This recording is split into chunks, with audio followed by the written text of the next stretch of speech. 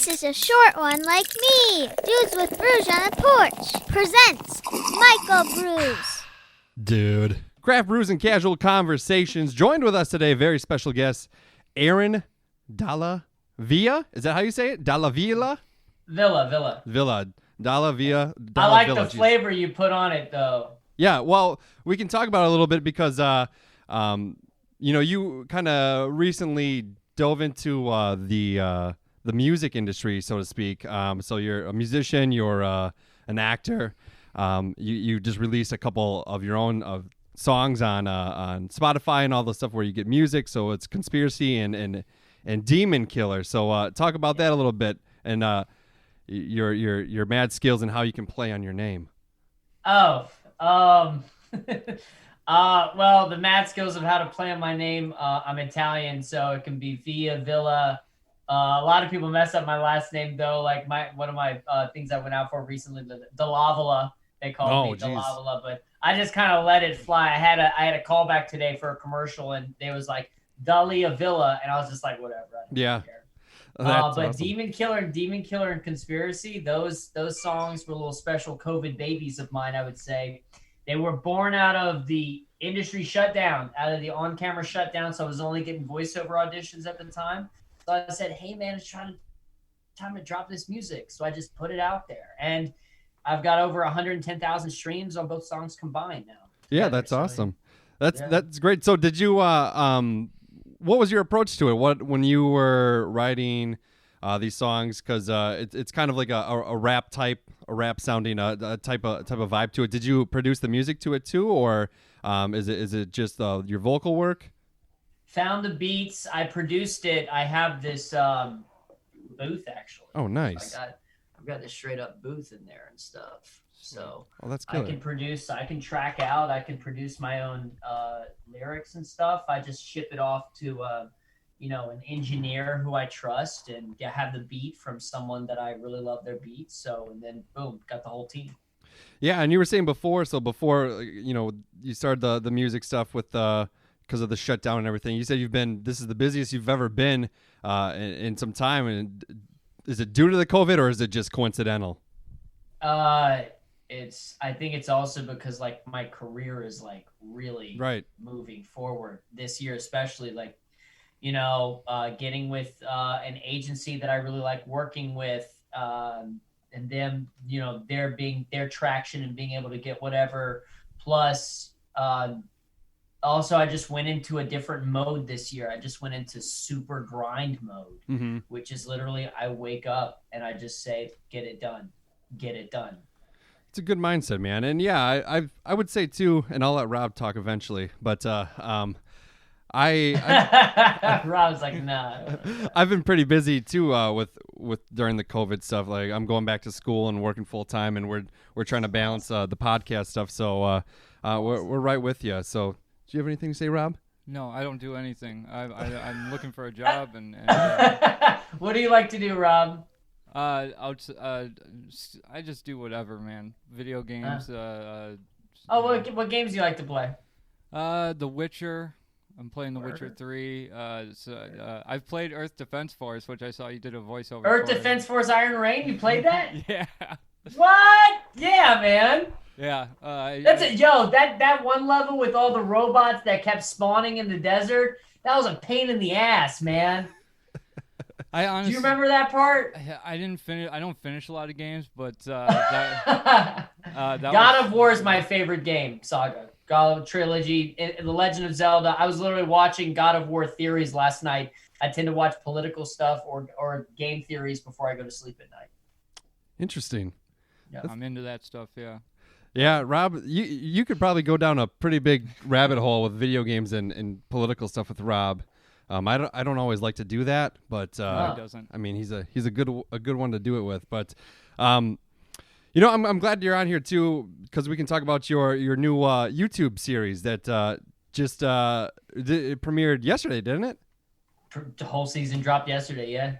So Season 1. Yeah, talk about it a little bit. I was able to watch the first episode today on my lunch break at work, and I really enjoyed it, and I really like the vibe that it's going in, and I especially like your two characters the dynamic that they have and like the jokes and the style of it. I really enjoy it.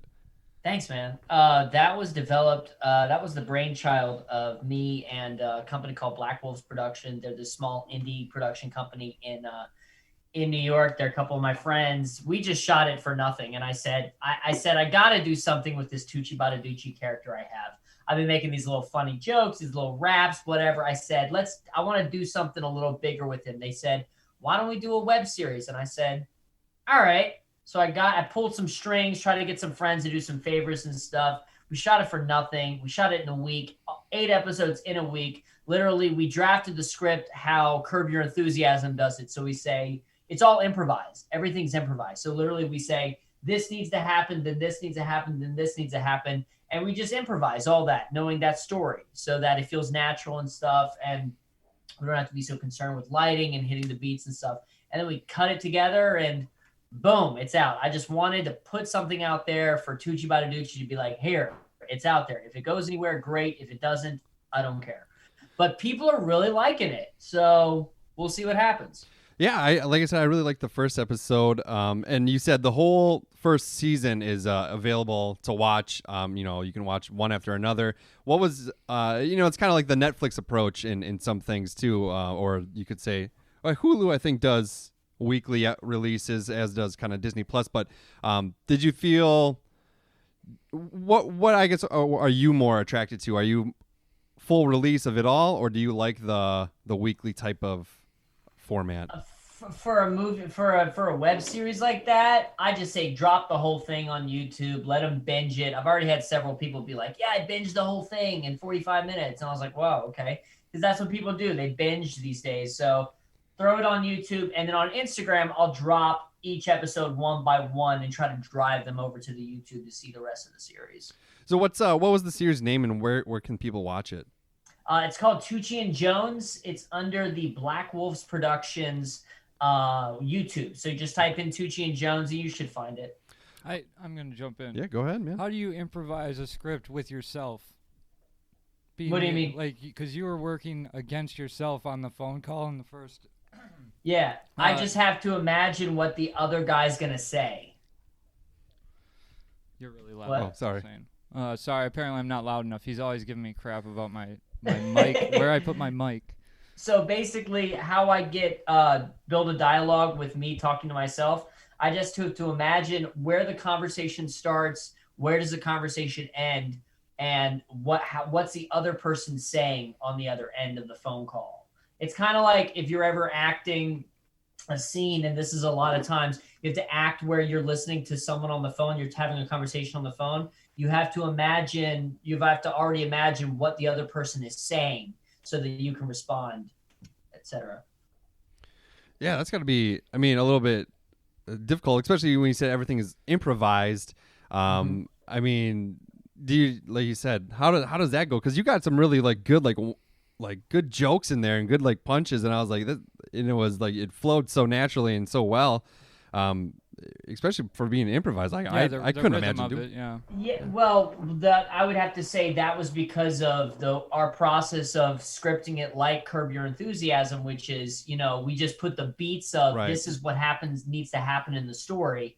And then so as long as we're following that script, our improvisation lives within the confines of that script. So we should not meander too much when we're delivering our performances. So yeah, I was happy the way the jokes turned out, because there were some that did not make it into the cut, and there were some clever ones that just came up on the spot. Like I was like, we need a solution the size of the iceberg, we got a problem the size of the Titanic, we need a solution the size of the iceberg. Like that didn't, and we thought that was really clever because you don't generally see that sort of joke. It's really fucked up, excuse my language. No, you're good. You don't really see that, the problem is the Titanic and the solution is the iceberg. You know what I mean? Yeah. It's a good way of looking at it. People pass away during the bit. Yeah, rest in peace, Leo. Yeah. But that was that character's whole thing. If you could tell by Vinny Vidici, he's a guy, he doesn't care. He just kind of says these things, and once you're in that mindset, just it flows as long as you're following the script. Go ahead. So that actually, I have another question written down actually, which is because you've written on a couple things and directed at least one credit I found. Right. But like when it comes to acting, is it easier for you to find your character when you've written it, or can you read it off the page when somebody else has written it pretty well? Yeah, definitely. If I've written it, I know where it's coming from. Like these are my words, you know what I mean? If I'm looking at someone else's script, I have to get into their headset of where they came from when they wrote that, so that I know how to effectively be that character best. You know, but then sometimes I'll come to them and be like, hey, I really like this character right here. Can we change this, and this or kind of try to put it in my own words so it feels more natural and lived in. Awesome. Yeah, Rob's a big fan of writing, really interested in writing. He's a good writer. He'll tell you otherwise, but he is a good writer and a funny guy. So we always really bounce back and forth of we're going to do a stand-up act together. Or we want to do we bounced an idea of a horror movie once. That's one of our podcast episodes, and it was an amazing idea, I think. And we can talk about the horror genre in a little bit, but I kind of want to get to where where you came from. So you're from Virginia, and Right. you have a dancing background. How did you get it from dancing into acting into being a musician? Yeah, so actually my first love was music. And when I was in middle school, I saw the band perform and I said, whoa, that is what I want to do. So I went from playing the tenor saxophone in middle and high school. And then in high school, my sisters were dancers on the local dance team. I could do some hip hop. My mom was like, why don't you bring this guy? And they really didn't have a guy in the studio yet. So I was the first one. And I said, yeah, I'll do this hip hop stuff. I'll never do ballet though. I'll never do ballet. I did ballet. I was like, oh, this is kind of dope. So I did ballet. I got really good at it, and then I started doing it professionally with dance companies and stuff. And through an injury, it was kind of a bender I was on. I was kind of, screwed up when I used to get messed up and stuff. Okay. I was in Chicago. I hopped over a turnstile and I sprained my ankle. And I was auditioning for a company at the time. The next day, I'm on crutches. They call me up. They offer me the contract to dance with the company. I'm unable to accept.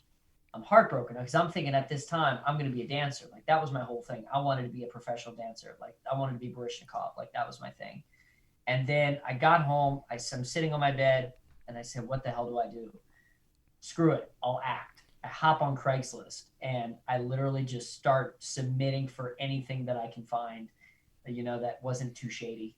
Right. And that just kind of led from one thing to the next, and then I got scouted by a manager in New York, and then et cetera, et cetera. So originally I was supposed to be in New York because I had a scholarship to NYU for dance, but I couldn't find a co-signer on my loan. That's why I moved to Nashville. It's so funny that in a roundabout way, I ended up back where I was supposed to be, which is New York City. Awesome. That's crazy. Yeah, and you've found a good amount of success with acting. You said you're doing a lot of voice work and everything. Both Rob and I recently watched Pledge on. You can watch it on YouTube, or not YouTube, Jesus, on Hulu. Hulu. I really enjoyed it. I like your character too. Like is insane, and it's just it's a crazy experience. I watched it with my fiance who. She's not always into kind of I wouldn't say it's a horror movie. It's more of like a psychological kind of thriller type stuff, which I really enjoyed, and I thought it was done so well. There's not a ton of gore in it, and it was just I really liked it. What was how do you approach a character like that? Because you seem like a pretty nice guy. I don't think you've done some of those things. And what was your approach to getting into the head of Max? Looks can be deceiving. Yeah. I'm kidding. Yeah, man. You find someone in your life that you can kind of channel. Sure. I kind of like to look at people, and I'm not going to say who I used, but I found this person that I grew up with, and I saw the way that they behaved, and I was like, can I take that person and put them in a fraternity situation? And I just lived in that. I method acted that whole part. Like literally, you'll tell the cast and crew, you can ask them. I was literally in character the entire time. when we were shooting, when we were not. That really helped me absorb who this guy was, just the pure narcissism and how truly he acted that way because he was so terrified that he wouldn't achieve what he wanted. Yeah, it was insane, and I like those it's kind of like an indie film. It was on IFC, right? Is what it was. IFC Midnight. Yeah, so it was you really find some good stuff in there, and I really enjoyed it. Yeah, there was some good like imagery with the rats and it's definitely worth watching. Anybody listening, go check it out on Hulu for sure. Thank you. You don't expect, you do some grisly little horror movie and you don't expect it to go anywhere, and then it ends up being one of the biggest things you've done that literally leads to your next projects. It's crazy. Like it's it's wild. Yeah, it was there was like some good like all around the production was really good on it too. I liked there was like some real chaotic. It really like portrayed the chaos that was going on in certain scenes and everything. It was the whole casting. I was blown away. The talent that was on it, and just this grisly little movie that was made for $180,000, like literally. Oh, that's crazy. Yeah, it's nuts. Yeah, and sometimes I mean those ones like you said that you spend $180,000 on are like one of the best movies you can possibly see. Right, Yep. Bomb. If It's the nuts, and writing's it's good. still going. The movie has legs. It's been on Hulu for several years now, Mm-hmm. and people still want to talk about it. It actually came up as a recommended thing for me to watch. So I think that's happening because we're seeing a resurface in the popularity for Pledge. Okay, yeah, it's awesome. Also, maybe because of your interest. I don't know. It could be, yeah. Like I said, I like to watch horror movies when I can. I got 2 small kids, and they're just not ready for that world. I don't think. Yeah, it's so. a little much. Yeah. It led me down a rabbit hole of movies that I watched a few movies that it recommended based on me watching it, and so I went down a little psychological thriller. What were the recommended movies after watching Pledge? The one that I watched, this one that was on Lore. I can't believe I can't remember the name of it off the top of my head. I just watched it last night. There was that. I'm bad with the names, but one was like a storybook. It was like 8 different stories about ancient lore. And then there's one that I bookmarked is like Shadow something. And then The School looked really good too, which looks like another like kind of indie movie, indie psychological thriller. And I know that one was called The School. Crazy.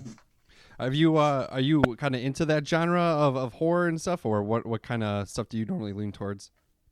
Thrillers. I'm mainly into thrillers, action. When I can watch a movie, I'm really into documentaries. I'm into really nonfiction. Seeing like I'd rather watch what was it, like the Going Clear documentary about Scientology. Okay. I haven't rather watched that watch one that. yet. That's on my list. It's so cool. It's so cool. It's so interesting because we write these movies based on life, but life to me is sometimes the most interesting thing because some of the most messed up things happen in life. You can't write life. Right. Well, look at Tiger King. Yeah, right. Oh my gosh, I love Tiger King. It's nuts. And there are people like that who exist. As a dancer, did you watch Dancing with the Stars the other night? I was. No, I did with Carol Baskin. No. Yeah, she scored I'll very be honest poorly. with you, man. I really when it comes to consumption of media, I have not had time to watch any movies, any TV shows and stuff. Literally, after I get all my work done, sometimes I'm not done till 2:00 in the evening. I mean, I end it in the morning. So it'll probably be another late night for me tonight. But I like to literally zone out watching political theories or some of the news about what's going on with the election, or like fan theories about God of War or something, to just that's kind of my like relaxation. But when I am in the more relaxed, I love going to the movies. Yeah. I can't wait to go back to the movies. It's one of my favorite things to do.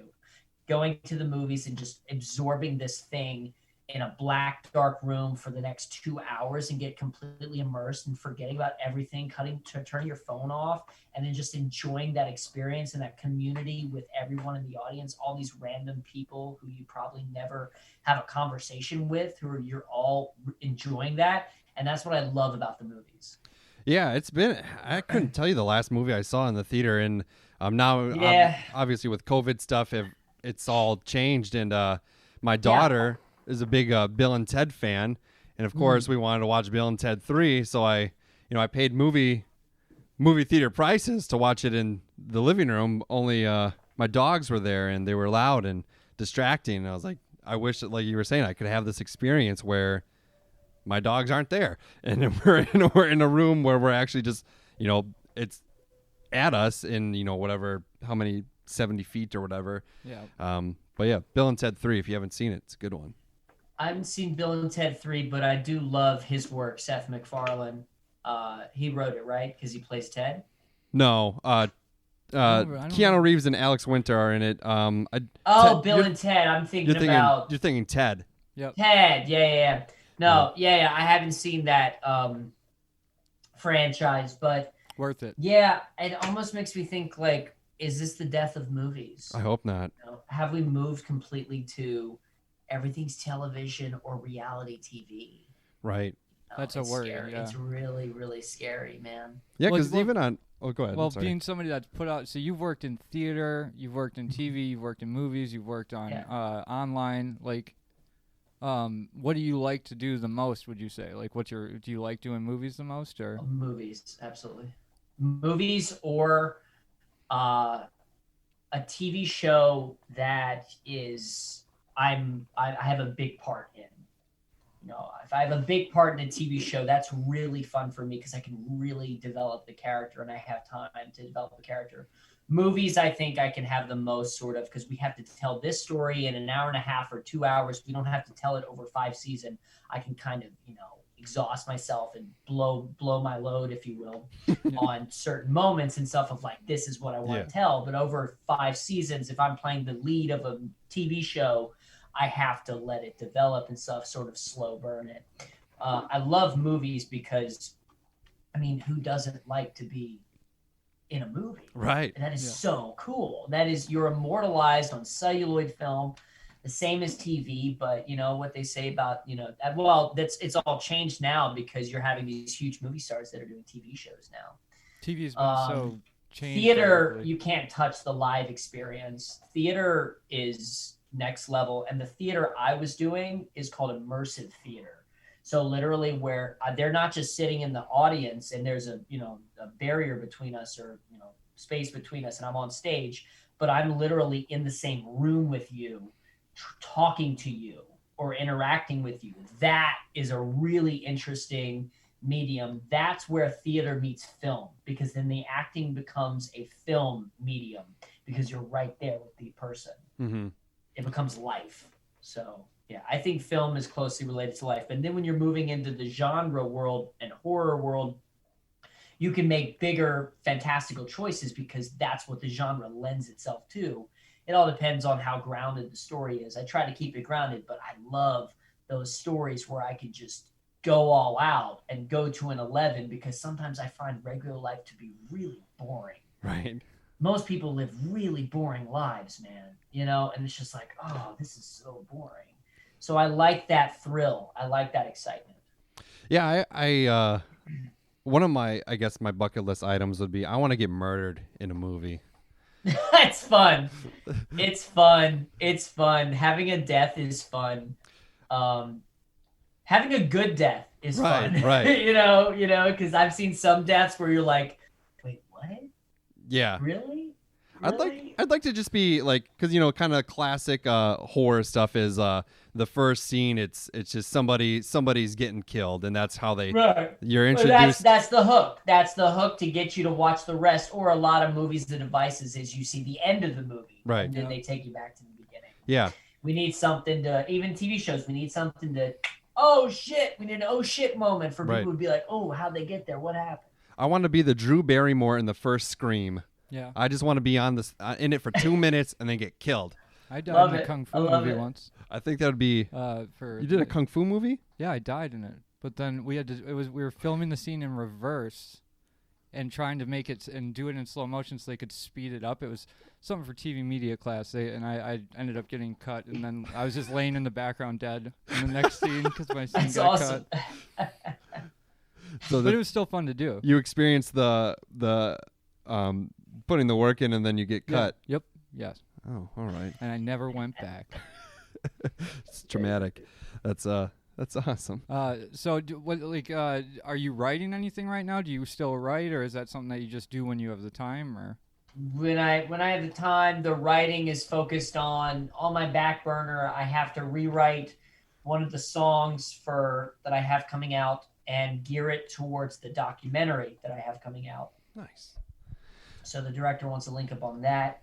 And then I have to write another song for as a side promo to another movie I have coming out. So yeah, those are my two writing projects on the back burner. Yeah. You were saying you were getting a lot of like voice work because of the situation. What's that experience like? Because you're doing, you're not always in the room with everybody that's going to be a part of that project or whatever. What's that like? It's all about the acting. Yeah. You have to imagine what it is. Also the medium you're working in, is this a promo? Is this animation? It's all that specificity of what medium am I working in that will dictate how I'm acting it. But it's all about the acting. You have to visualize how the other person will come at you and whatever. So yeah. Sounds pretty mentally exhausting. Oh, dude, it is. And then especially like, for example, I have, after this interview, I've got food along the way with some cold brew. It's almost 8 o'clock at night, but about to get some cold brew. And I've got 2 scenes from an audition tomorrow to work on. And then I just got an audition for Bull. So I got to work on that as well. So, and then once that's done, after we're done here, I just did a voiceover audition. I got to edit it up and stuff, ship that out. People don't understand, like being an actor and stuff, right. It's a lot of freaking work. Like, yeah. They only see the red carpet or the interviews or they only see that part. A lot of 95% of it is literally me in my room just on it, or me in my hotel room when I get those opportunities to be on vacation, if you will. Like, this is the work and the playtime is when I book the job, it's playtime. It's right. No longer work for me. It's playtime. But when I'm in my hotel room, when I was doing the movie, also all those small things, I'm literally in my room working on the script. I'm putting in several hours a day working on the script, and then I can go do the fun time and stuff. I don't choose to go chill by the pool and right. then do my work. I do my work first and then chill by the pool. Yeah, that's awesome, man. And just by talking to you, I can really tell that you have a passion for what you're doing, and that you're enthusiastic about it. You love the process, and you love what you're doing. And I think that's something to be admired, because so many people just they kind of just punch a clock. Like I do that right now, and we get time to do this, which we really enjoy doing, and if we're lucky, or if we put more work into it, maybe one day we'll be the next Joe Rogans, signing $100 million contracts with Spotify. Yo, isn't that crazy? It's insane. $100 million to sign exclusively for Spotify, his new Austin whatever. People don't like the setup. They don't like the shooting angles. They don't like the way it is, Yeah, it's very rad. Lost that sort of thing. Yeah. But we know you're busy. You got a lot of work to do. We can wrap it up. Make sure everyone listens to Who's the dog? Oh, that's Phil. Hey, Phil.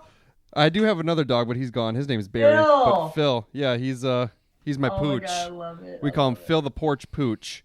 I love animals. Yeah, but where can people see all your stuff, see what you got going on? Give us some plugs. Yeah, so the plugs are get at me on social media at Aaron Dalla Villa. You can find me on my Instagram at Aaron Dalla Villa. That's where I post most of my stuff. I am on Twitter, Facebook, all that stuff. Check out my IMDb. You'll see the list of work that I've done. Check out my work. Just Google me. You'll see. Yeah, and then on Spotify, it's Dalla Villa. Yeah, for sure. And so listen to the songs. You got Conspiracy, you got Demon Killer, you got some new tracks coming out, you said, in time. You can watch Pledge on Hulu. You can listen to Phil Bark, and you can follow Aaron on all social media. So once again, man, thanks so much for being on. It was really fun. Thank you, Drew, Rob. It was a pleasure. Thanks. Bye, Phil. Pew pew! Audio. Goodbye, everyone.